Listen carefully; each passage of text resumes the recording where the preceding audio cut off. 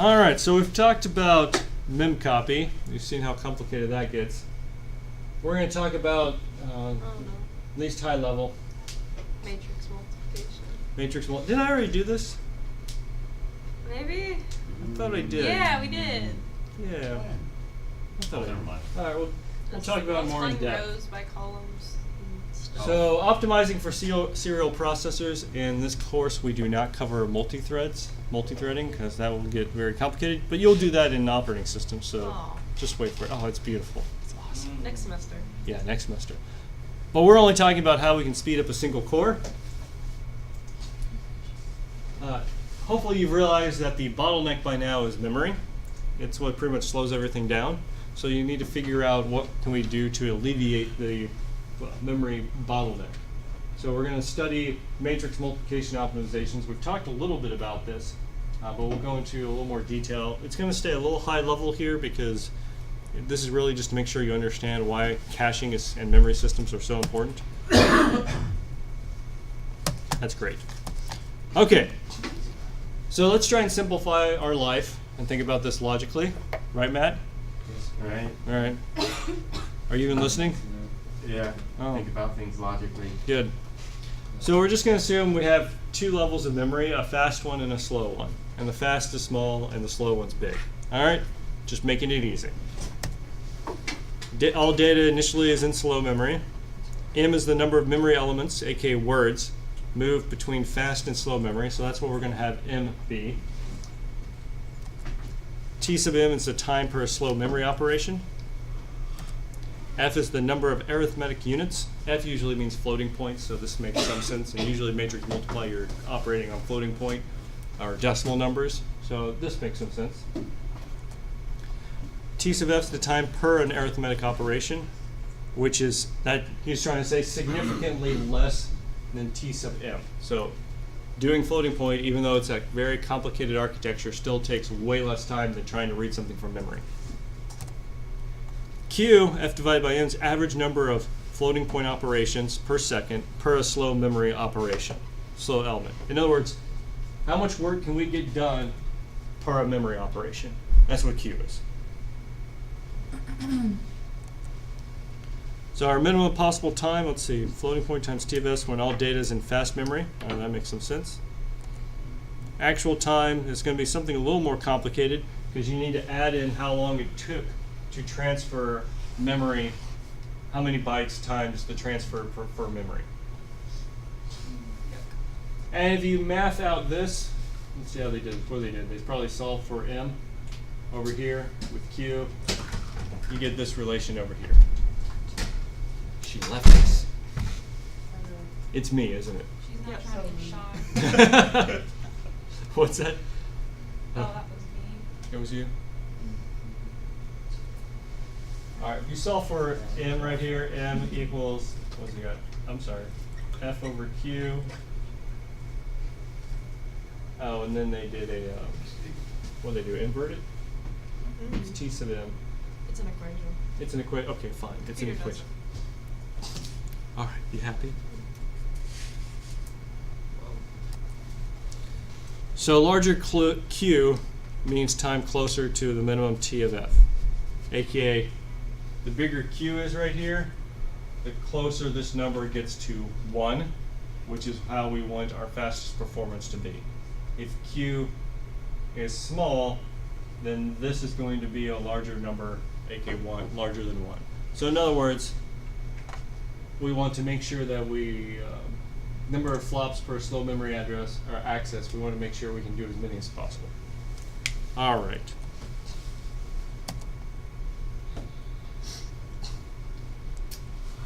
Right, your algorithm determines Q. Your machine can determine your key to machine efficiency, because if you can have your memory be fast, then hopefully then that number will be low as well. Fast. All right. Matrix vector multiplication. You said, Who else? How do you multiply a matrix and a vector? Hey, who's taking a linear? That was a while ago. Well, okay, so how do you multiply a matrix and a vector? Lines. Very carefully. Very. You gotta do like the first In your element of the computer- vector, or in your not like calculator. the line. Okay. In the calculator. I actually never knew how to do it with a calculator. Basically, you take all the row, all the elements in the row, multiply by everything in the vector column. Pretend your vector is a column, and then you add the product of each of those together. And All right. we do a lot of pretending. So let's see. If you can read 1 to n into fast memory and y into fast memory, then basically you go. Well, let's look at the algorithm. Sorry. For 1 to n, aka for all these rows, and then for 1 to n to go through all the columns, you actually get a sub I sub j. You can get each element, and then each element of x, multiply them, and then add them back into y. All right. So hopefully you can read x and y into fast memory, read row I of a into fast memory as well.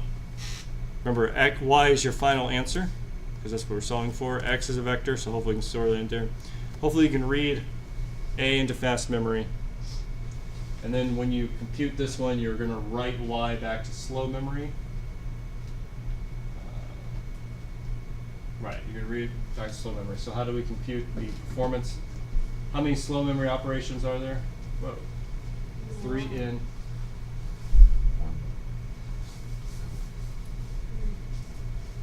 Anyone know? Or anyone see how this is happening?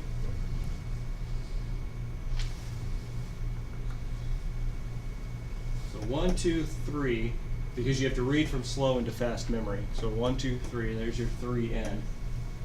And then you have to read row I, so all I, which is size n, and you're doing that n times, so that's n squared. And squares are bad. You have to do it for I mean, each. 2 of them. Yeah.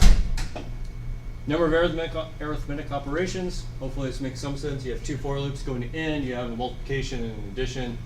2n squared. Everyone good? Good old big O. So it comes out f over n is 2. We want to see if we can do that. And that basically means it's limited by how the speed of your memory is what that comes down to. Because if q was very close to 1, it would not be limited by memory, but 2 definitely limited by memory. All right, they ran some numbers. That's nice.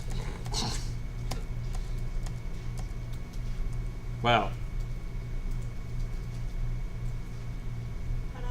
All right, we're ignoring that. Let's move on to matrix multiplication, which is similar, except for now you have multiple vectors that you need to multiply with each line of your matrix. So beforehand, if you notice on the right, you just had one vector. Now you need to have multiple vectors that you're going to add to each element back to the matrix. All right, hold on. Does this picture make sense? What's happening, or what matrix? Are y'all have to take linear or not? Yeah. You don't? Oh. You can Oh, choose which you one can you take want. linear or calc 3. Yeah. You don't have to do either. You do Really? matrix multiplication in Calc 3. We have to choose. Wow. It's a very small Hmm. portion. All right. Well, we have this for loop. There are actually 3 for loops. Okay. 3. Aha. Nice. So the question Oh, no, is, and They made a nest. hmm? they made a nest. Yeah. What's that? Sir? They made a nest. They made a nest. It's nested for loops. They're Oh nested. yes, they did. It's Now nested. it's an n cubed. N cubes are sad. In cube, but that's algorithmic. It operates on 3 times 2 to the n words of memory. So the question is, what's the speed of this thing? Terrible. Good job. It looks something like this if you ever ran it on RS6000, which I'm sure all of y'all have at home. Yep. Oh, for sure. What is that? Of course. It's an I turn it on and go. It's an old Go IBM. with it. It does a printout.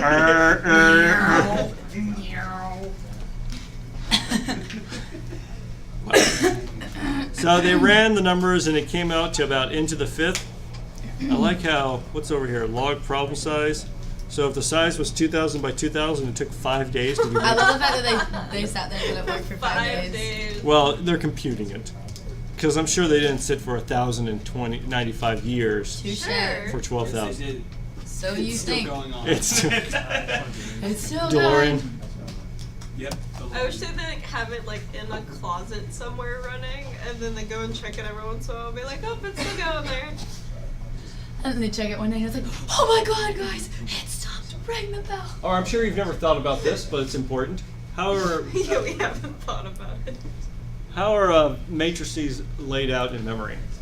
Are they laid out They're 0, 1, 2, 3, 4, No. 5, 6, 7, or is it 1, 2, 3, 4, 4, 5, 6, 7, 8, 9, 10, 11? Which I one? think it's Column major or row major? I think it's a row major.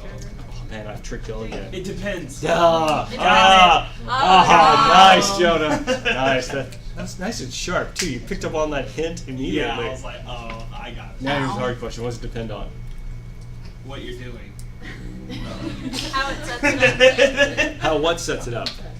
Hardware. Computer. I mean, or whoever. Not the hardware. Software. The computer. The computer. Good. Yeah, but what part of the computer?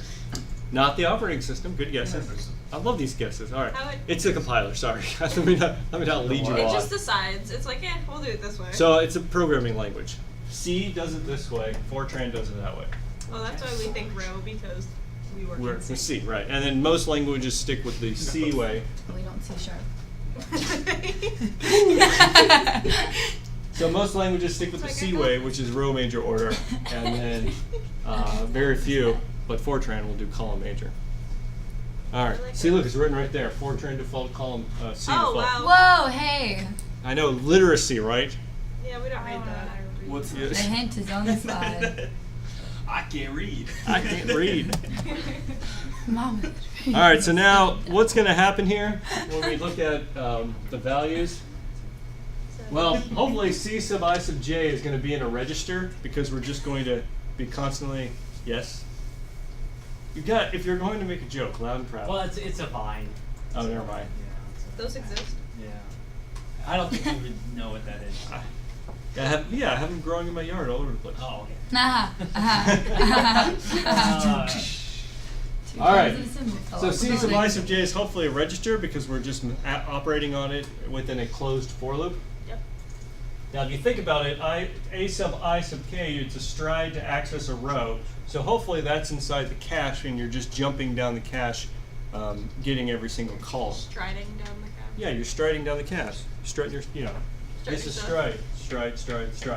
That's Stride is in stride. between a jog and a run. And the other one is called. They don't call it striping. Oh well. Sequential out through the entire matrix. Notice that A sub I sub k. If k is changing and I staying the same, it's just going down the row. But if Where did it's K come from? Yeah. what's it? It's a J right there. That's That's J. a J.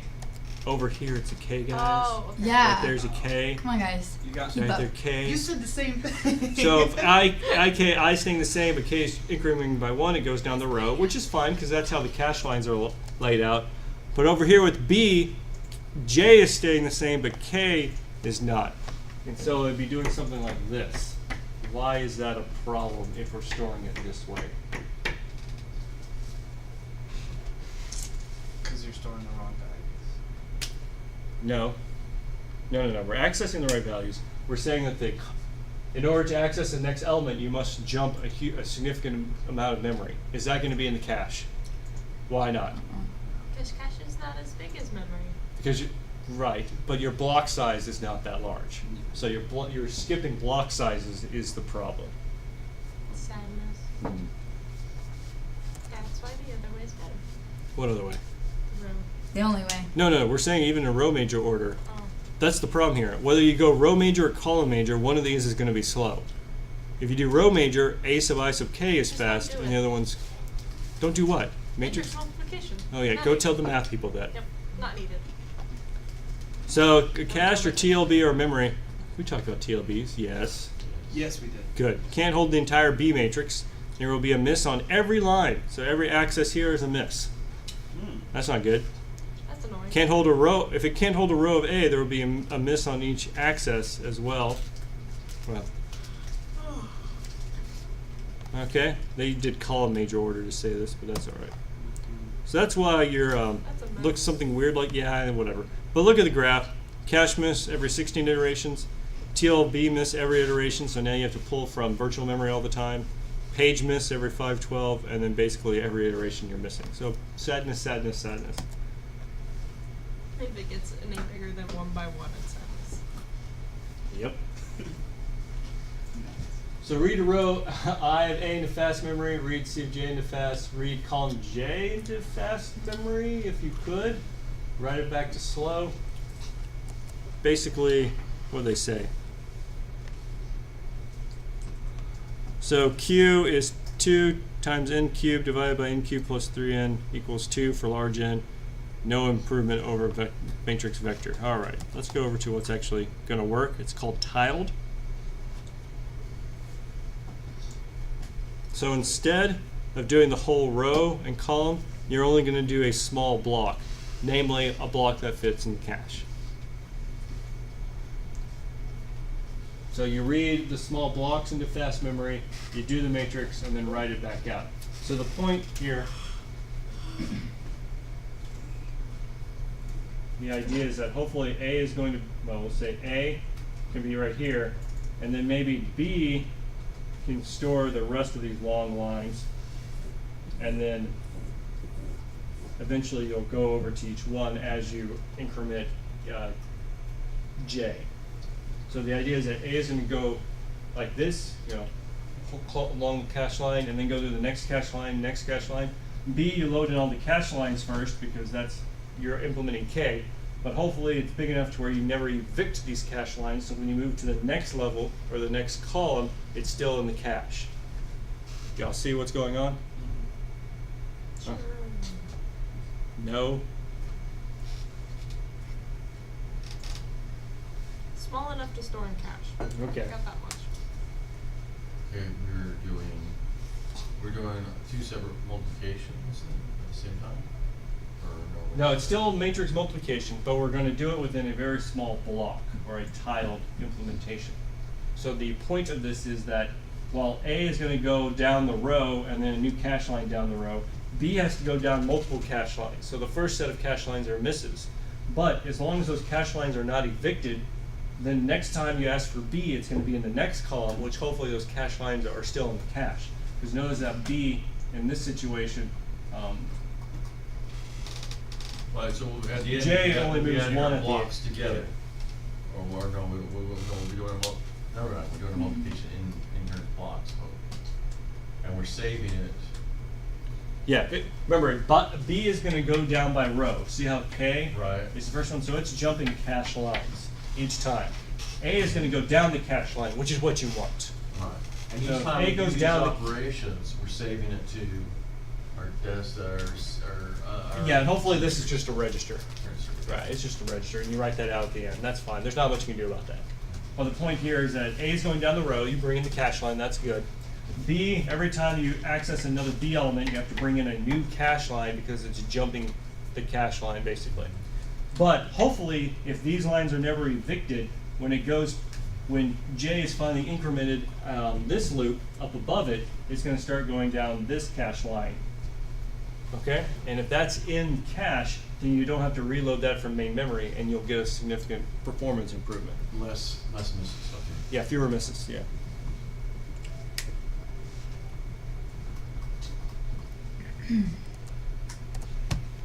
So it's something like, so we do all these first, then all those, then all those. Then we jump to the next one, do those. Do y'all see what's happening? Mm-hmm. Instead of doing the whole row and the whole column, you're doing blocks. And you're making sure those blocks fit in memory, or cache, sorry. All right, they go ahead and math it out. Come on. Ends up being a little bit better.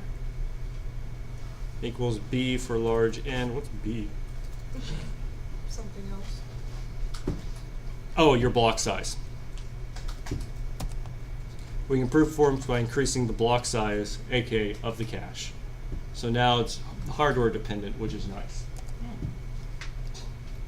And therefore it can be a lot closer to actually Q equals 1. All right. I thought I demonstrated this. Let me see if I can pull up that code again.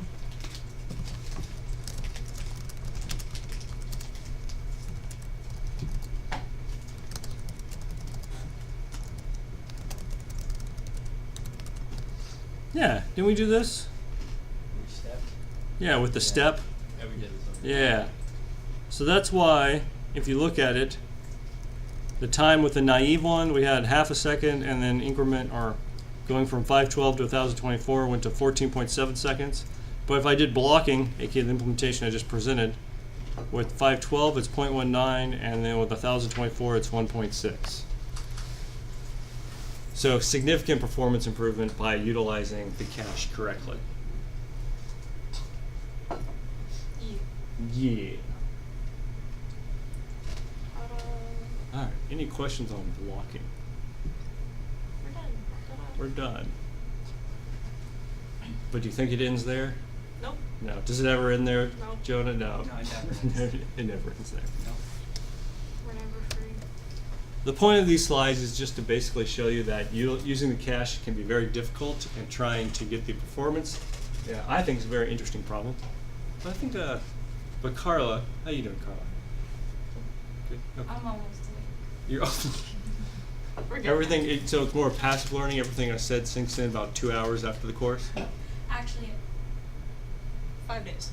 5 days. it depends. You It said dep- how nice. to video it. Nice. You 2 to 3 did say business that the days. video was the screensaver, right? So it might just never even. Oh, I see how it is. No, I mean I'm gonna try though. All right. A for They effort. ran some numbers. That's nice. All right. Nice. Let's go ahead and talk about BLAST. A lot of these linear algebra routines have been well studied, and they made something called BLAST, basic linear algebra subroutines. It is still evolving. A lot of times vendors, aka Intel, AMD, or any other chip manufacturer will release their own optimized versions of these. BLAST 1 came out in the 70s. We all remember that. Yep. Did standard dot products. That's great. BLAST 2, 80s, did matrix vector operations. That was the first thing we talked about. And then BLAST 3 came out late 80s to do matrix optimizations, which is what we just talked about earlier. And so there's BLAST, and there's something called Linear Algebra Pack, or LA Pack. Yeah, you can download as well. You fire up your old IBM RS 6000 or 590, that'll work as well. You got it in your basement, right? Yeah. Sure. Yeah. Well, Whatever you say. just hang it out. What this is supposed to show you is that up here top is your theoretical limit to its how many floating point operations can get done per second. The point here is to show you that if you use matrix multiplication BLAST 3, it gets pretty close. While matrix vector and the other basic ones, there's only so much performance we can squeeze out of those routines.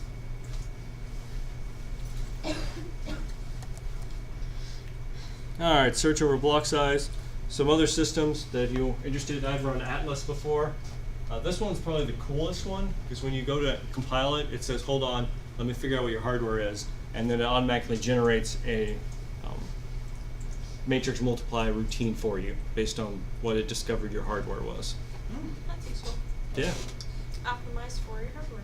Yeah. So you run it, and then you can use it. This graph is Colors. completely meaningless. This one?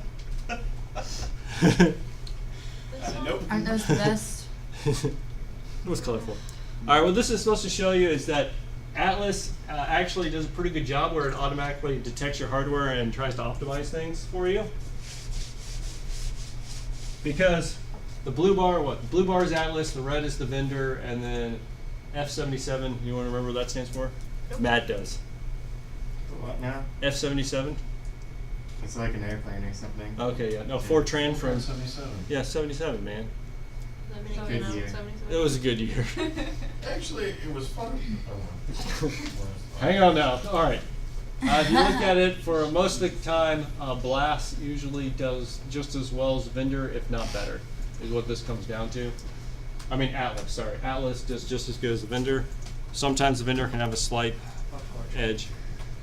Yeah, poor Fortran. No one They're cares. trying. No one cares about Fortran anymore. Well, some people do, but There. naive. So the point to show you is that the tiled version, or the blocking as I've called it, is sometimes not the best. Starting point for homework 1, yeah, you can ignore that slide because I totally stole this from someone else. Did you cite your sources?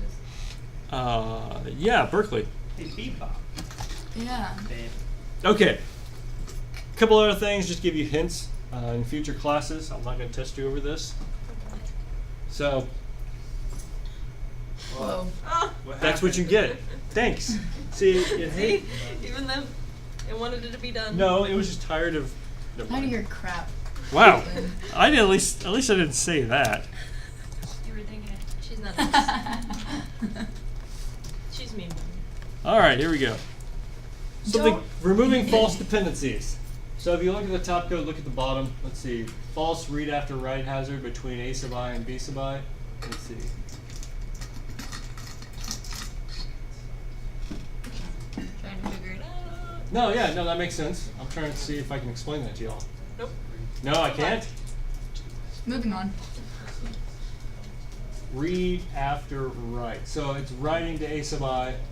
Problem is that That's dumb. what Gotta read it first and then write But you're reading it You to make gotta sure write it it wrote. first, then read it. it. But if you want to write it and make sure it wrote, then you can read it after you write it. Ouch. Yeah. Okay, the problem is it doesn't know if these two memory addresses are pointing to the same thing, so there may be a hazard here, but if you make them separate temporary variables, it removes that hazard. Floating. Yay. Also, using multiple registers, a convolution. All right, you know, these are not going to make sense right now. Nope. They are not going to loop and rolling. Nope. All right, we're going to have to talk about these later because we have not talked about in-order pipelines. All right, any questions about today? Now So, time that's for it? go. Yeah, that was it, huh? Oh, okay. Now I time thought you for were go. going somewhere else with that, and then you were just like, nope. Nope, we haven't talked about this. So it's just No, we're gonna all see. techniques about optimization. Yeah. I was like, here it It's comes. really to help show you why. One of the things I'm trying to drive home here is that your standard implementation is rarely an optimal solution. All of our That's code- okay. What's that? All of our code is bad. Oh, no. All your code is not optimized. It may It be works. sufficient for your performance requirements, but if you're having performance problems and you haven't tried to optimize your code, there's probably a lot of things you can do to help with Yeah, that. bubble Bubble sort. sort. All the time. Bubble sort all the way? Just bubble sort. Just bubble Why sort. do you like bubble sort so much, David? Because it has a nice name. Because Remember Brain Pop? it has bubble. It's a pleasing. Why would you not want to do it? It sounds magical. All right. Any questions, Need comments? help. Mental help, but nobody can really give me that, so. Okay, good talk.